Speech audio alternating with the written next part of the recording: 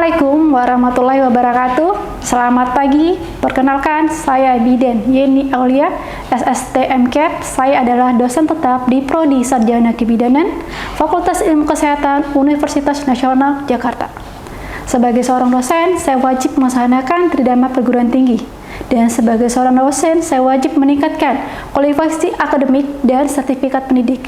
Dan untuk itu, saya membuat video pembelajaran sebagai salah satu syarat untuk mengikuti PDD UKPT di bidang pengajaran. Saya dipercaya mengampu mata kuliah Asuhan Kebidanan Kehamilan. Asuhan Kebidanan Kehamilan berada di semester 5 dengan bobot SKS 6 SKS yang terdiri dari 1T dan 5P. Sebelum mengikuti mata kuliah Asuhan Kebidanan Kehamilan, mahasiswa wajib lulus mata kuliah Anatomi dan Fisiologi dan Bioreproduksi dan mata kuliah Asuhan Kebidanan. Asuhan Kebidanan pada kehamilan ini ditempuh dalam satu semester sebanyak 14 kali pertemuan, dan satu pertemuan UTS dan satu kali lagi pertemuan UAS. Mata kuliah Asuhan Kebidanan Kehamilan ini memuat tentang pengetahuan dan keterampilan klinis kehamilan normal, kemudian pendampingan dan pelindungan advokat, keterampilan dalam komunikasi efektif termasuk dari pengkajian, kemudian pendokumentasian, lingkup praktik bidan, manajemen, pemberian obat-obatan, instrumen dan pengkajian risiko, kemudian keadaan janin dan alat monitoring, kemudian pemberian ASI, asuhan pada kehamilan dengan kebutuhan kompleks, keselamatan pasien, pembelajaran interpersonal, dan bekerja interdisiplin. Adapun bahan kajian di mata kuliah Asuhan Kebidanan Kehamilan pertama adalah membahas tentang konsep kehamilan, kemudian perubahan adaptasi fisiologis dalam kehamilan, diagnosis kehamilan, komponen dalam antenatal, screening risiko, ketidaknyamanan pada kehamilan, kemudian kebutuhan nutrisi, dark in pregnancy, etika dan wewenang bidan dalam asuhan kehamilan, manajemen asuhan pada kehamilan, birth plan, kemudian screening risiko dan risk assessment tool, persiapan keluarga, manajemen dan administrasi obat yang digunakan dalam asuhan kehamilan, asuhan antenatal pada ibu kebutuhan kompleks, kemudian pasien safety dan pembelajaran interpersonal dan bekerja interdisiplin, refleksi praktik klinik dan penurunan risiko dan promosi kesehatan dalam antenatal. Adapun CPL dalam pembelajaran ini terdiri atas 3 CPL, yaitu ada CPL 1, kemudian CPL 3, CPL 4, CPL 5 dalam RPS dan telah divalidasi oleh Ketua Program Studi Sarjana Kebidanan. Capaian mata kuliah yang diharapkan di sini ada 4 CPMK. Pertama adalah mampu mengidentifikasi nilai dan sikap profesional bidan dalam asuhan kebidanan pada kehamilan yang tepat. CPMK kedua, mampu menganalisis kasus pada asuhan kebidanan berdasarkan evidence base secara kritis. CPMK ketiga, mampu mengaplikasikan manajemen asuhan kebidanan pada kehamilan dalam setting laboratorium klinik dan pengenalan awal pada setting klinis secara etis dan kritis. CPMK keempat, mampu merancang promosi kesehatan, rencana edukasi, konseling pada kehamilan secara tepat. Komponen pembelajaran pada mata kuliah ini ada 3. Ada namanya delivery, kemudian ada interaksi dan assessment. Delivery di sini saya akan berikan materi dan RPS yang akan diunduh di web kuliah mahasiswa sehingga mahasiswa bisa mengunduh langsung materi dan RPS-nya. Kemudian interaksi.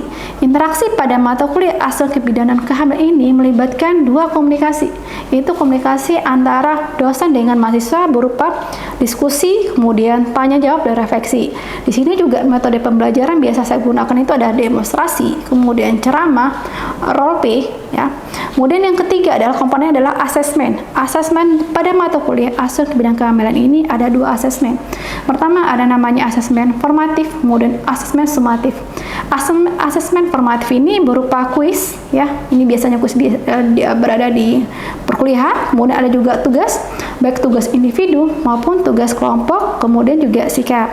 Yang terakhir adalah asesmen sumatif. Ini adalah berupa evaluasi di UTS dan UAS.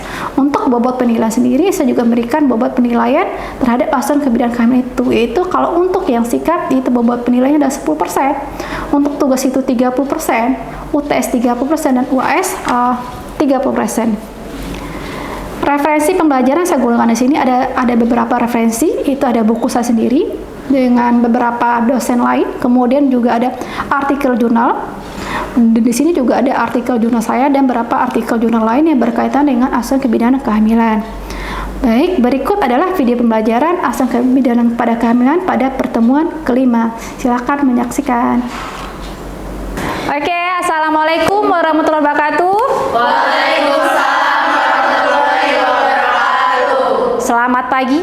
Pagi, Bu. Semangat buat kuliah hari ini? Semangat. Oke, alhamdulillah ya. Hari ini kalian udah semangat.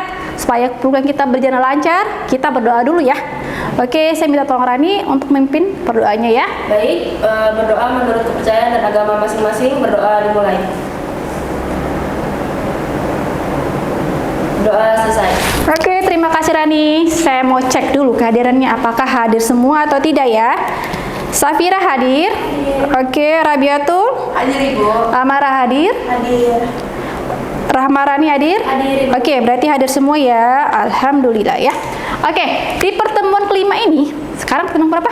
Kelima. Kita akan membahas tentang nutrisi pada ibu hamil ya.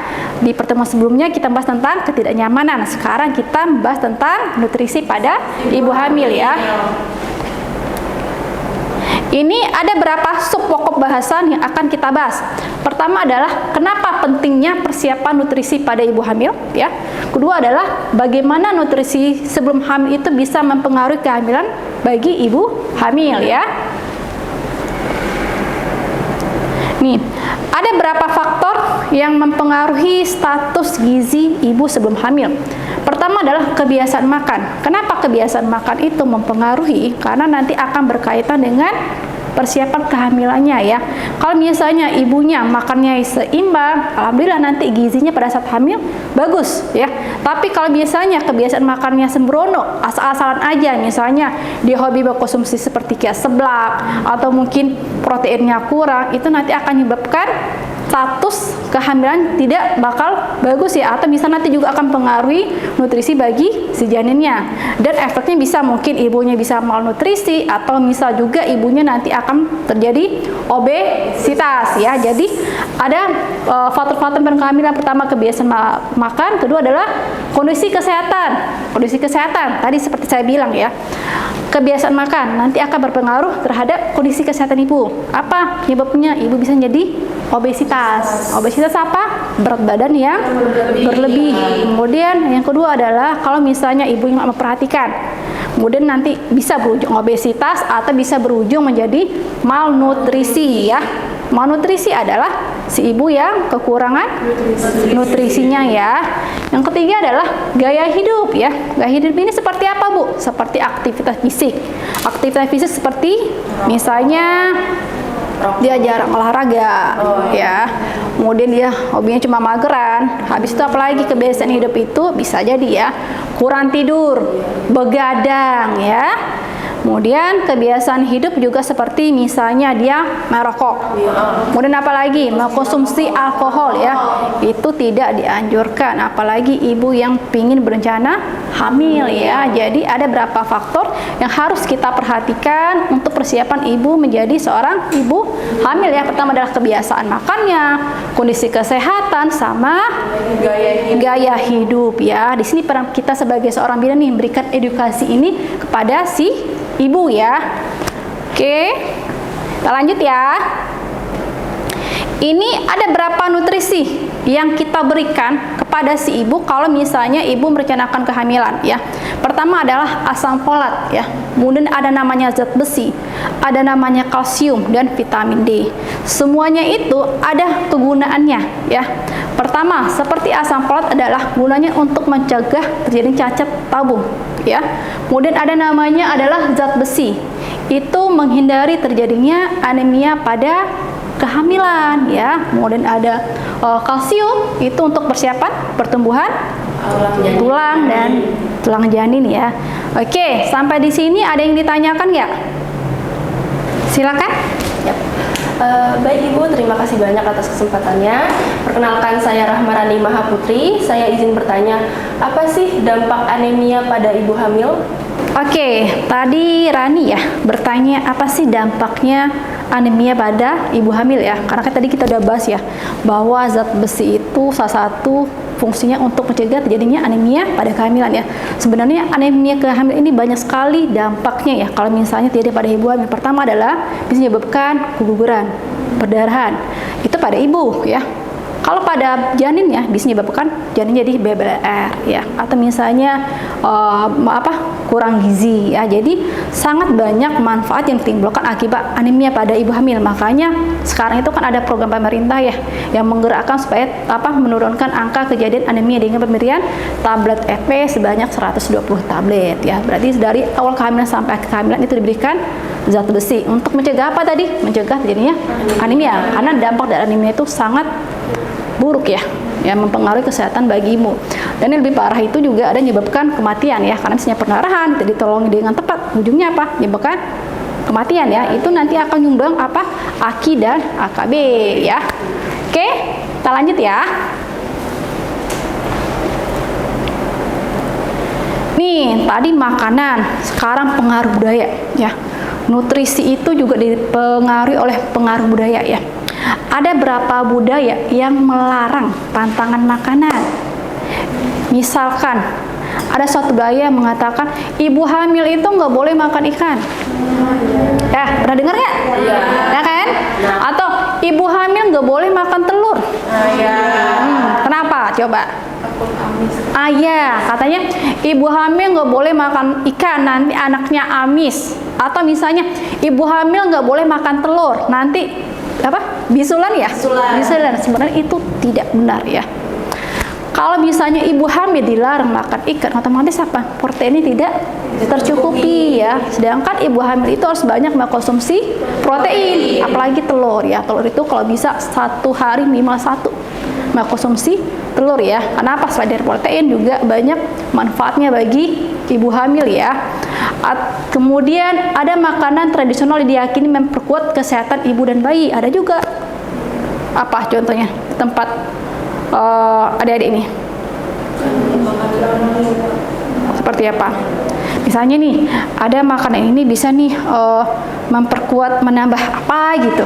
Misalnya daun ini dipercaya nih bisa menambah ASI, atau daun ini bisa dipercaya ya seperti kayak daun kelor, atau misalnya jantung pisang ya. Itu boleh kita percaya, tapi nggak boleh langsung kita berikan pada si pasien. Kita lihat dulu jurnal ya terkait dengan apa komposisi yang terkandung di bahan itu ya. Karena kadang-kadang si masyarakat langsung konsumsi ya. Di sini kita nggak boleh langsung menganjurkan, kita mencari dulu referensinya ya, apa komposisinya, apa manfaatnya, apakah benar nih yang dipercayai masyarakat tadi yang mengatakan misalnya nih daun kelor bisa meningkatkan produksi ASI, atau misalnya jantung pisang ya, pernah dengar nggak jantung pisang? Itu juga bisa meningkatkan produksi ASI ya. Apa kandungannya ya? Tadi baca emang ternyata benar ya. Seperti kayak jantung pisang ada kandungan latogogum ya untuk mempercepat produksi ASI ya. Jadi kita jangan langsung memakan kata-kata dari masyarakat. Kita telah dulu nih apa komposisi dari bahan tersebut ya. Kalau misalnya emang bermanfaat bagi kesehatan, baru boleh kita anjurkan kepada pasien ya. Oke, kemudian ada pengaruh ritual keagamaan terhadap kebiasaan makan. Ada juga nih, selain dari pantang makanan, ada juga pengaruh ritual tertentu. Apa contohnya? Ritual. Bisa juga misalnya kayak mandi kembang, atau misalnya sebelum makan itu nggak boleh langsung makan, harus ditunggu sampai setengah jam, atau mungkin makanannya harus ada piring tertentu, harus menggunakan piring dengan bahan ini. Kan ada ya ritual tertentu di daerah-daerah ya. Itu sebenarnya juga mempengaruhi ya terhadap status gizi ibu hamil ya. Jadi kita boleh mendengarkan, tapi kita harus telah dulu ya, kita cari dulu kebenarannya ya. Tidak bisa langsung kita misalnya, oh ya ibu nggak apa-apa bu, makan aja ini ibu, tapi kita nggak tahu itu kandungnya berapa. Kalaupun kandungannya misalnya memang bermanfaat bagi kesehatan, itu juga harus ada takarannya ya, takarannya berapa ya, sehingga nanti fungsinya bisa bermanfaat bagi kesehatan ya. Oke, itu pengaruh ya. Oke, ada yang ingin ditanyakan? Oke, silakan. Baik Ibu, perkenalkan nama saya Siti Rohana Hasibuan. Saya izin menanyakan mengenai bagaimana kita sebagai bidan menghadapi budaya pantangan makanan. Oke, terima kasih ya Pak Hana ya. Bagaimana sih cara kita ya sebagai seorang bidan menghadapi budaya pantang makanan ya? Karena kita nggak bisa ya langsung misalnya stop atau melarang, ibu nggak boleh konsumsi itu, nggak bisa ya. Karena ini terkait dengan budaya itu tidak bisa dihilangkan. Tapi bagaimana sih cara kita ya sebagai seorang bidan ada yang memberikan edukasi kepada si pasien terkait dengan pantang makan itu ya. Kalau misalnya pantang makanan seperti ini nanti akan mempengaruhi ibu terhadap status gizi ibu. Jadi jangan ibu lakukan ya.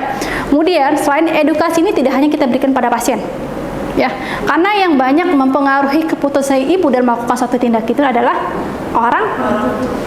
orang tua atau orang terdekat ya. Berarti konseling ini tidak hanya diberikan pada si ibu tapi juga bagi si keluarganya juga diberikan edukasi ya, dan edukasi diberikan perlahan-lahan ya. Kalau misalnya Bu, saya udah berikan edukasi nih Bu ke pasien kemudian ke keluarga tapi nggak mempan Bu, tetap tuh mereka kekeh dengan pantangannya, misalnya mereka nggak mau konsumsi ikan, nggak mau konsumsi sayuran tertentu, padahal itu manfaatnya bagus tuh Bu gitu ya.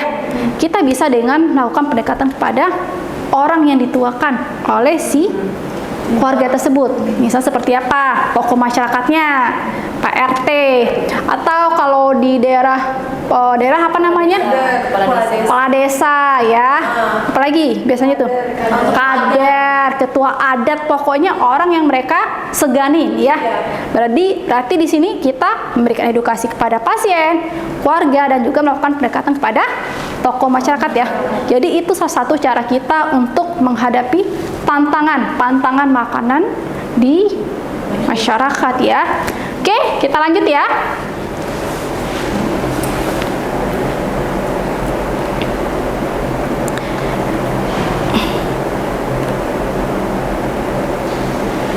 Ini tadi pantangan. Ini ada berapa kondisi yang harus kita waspadai bagi ibu hamil. Tadi karena dia tidak menjaga pola makannya, efeknya apa tadi?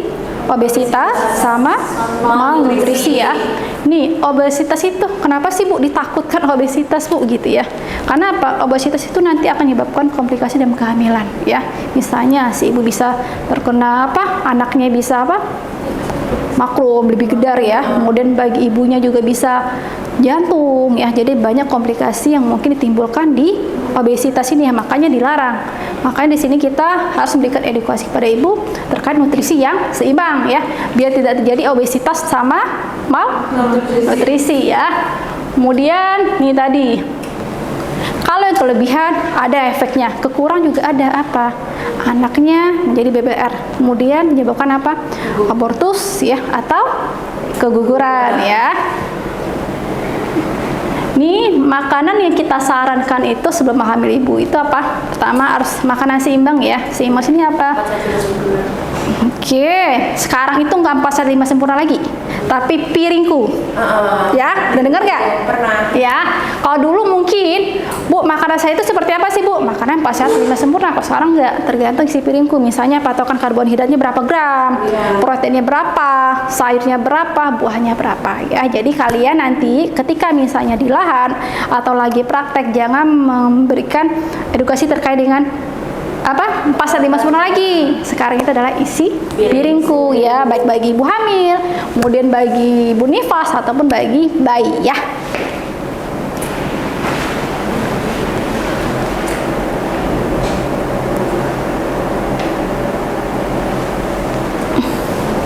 Ya, kita lanjut ya. Masih semangat kan ya? Masih.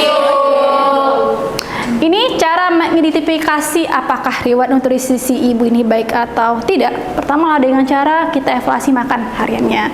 Bu, bagaimana sih Bu cara mengevaluasinya Bu? Kita tanyakan. Ibu, kalau pagi hari Ibu sarapan apa? Ya, misalnya dijawab, Bu, saya sarapan nasi uduk. Oke, kalian tahu kan ya, kalau nasi uduk, nasinya banyak, proteinnya sedikit.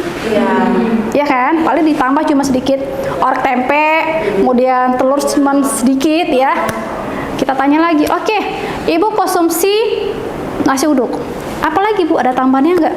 Oh, saya tambahannya Bu bidan bakwan, gorengan. Kemudian apa lagi Bu? Apalagi ya Bu bidan ya? Gorengan Bu, itu seimbang atau tidak kira-kira? Tidak kan? Karena di satu piring itu harus ada apa? Karbohidratnya, harus ada proteinnya, ya, kemudian seratnya ya. Kalaupun ada, Bu itu kan ada Bu, orek tempe Bu, ada telur Bu, tapi berapa komposisinya? Itu juga harus diperhatikan ya. Kemudian apalagi kita manfaatnya? Pas siang Bu makan apa Bu? Ya, makannya ini Bu. Ada tambahan lagi nggak? Minumnya apa Bu? Ya, jadi kita tanyakan ya. Jadi jangan langsung percaya sama pasien. Saya makannya bergizi ke Bu. Yang percaya, kita tanya secara lebih detail ya. Biar apa? Kita bisa menilai riwayat status nutrisi si ibu nih benar atau tidak ya. Kalau misalnya benar, alhamdulillah kita lanjutkan. Tapi kalau tidak, berarti kita berikan edukasi lagi. Lebih banyak edukasi yang kita berikan kepada si ibu ya. Biar kehamilannya jadi sehat ya. Oke, kemudian ada pemeriksaan status gizi melalui tes darah. Ini juga ada ya, misalnya terkait tadi anemi. Kita dalam menegakkan diagnosa anemi kan gak bisa langsung ya. Kan ada pemeriksaan fisik dari anamnesa ya. Kemudian ada pemeriksaan fisiknya, kemudian ada pemeriksaan penunjang. Penunjang itu apa di? Pemeriksaan HB ya, berarti melakukan pemeriksaan darah ya. Kemudian pengukuran indeks massa tubuh. Udah tahu cara mengukur IMT, rumusnya? Oke ya, udah kemarin IMT apa? Berat badan per tinggi badan dikuadratkan, tapi tinggi badan dalam bentuk meter ya, kuadrat. Oke, mungkin itu aja diskusi kita ya pada pagi ini. Saya ingin lihat nih teman-teman paham atau tidak tentang topik saya ya. Saya akan berikan tugas ya. Silakan lihat di web masing-masing, ada tugas yang sudah saya berikan. Kemudian jangan lupa juga cari jurnal terkait dengan nutrisi pada ibu hamil. Oke, sampai ketemu di minggu depan. Jangan lupa tugasnya ya. Baik. Oke. Terima kasih. Sama-sama. Sekian video pembelajaran mata kuliah Asam Kebidanan Kehamilan di program Sarjana Kebidanan Fakultas Ilmu Kesehatan Universitas Nasional Jakarta. Semoga dengan video pembelajaran tersebut bisa menjadi pertimbangan baik bagi asesor terhadap penilaian sertifikasi dosen gelombang 1 tahun 2026. Akhir kata saya ucapkan terima kasih. Assalamualaikum warahmatullahi wabarakatuh.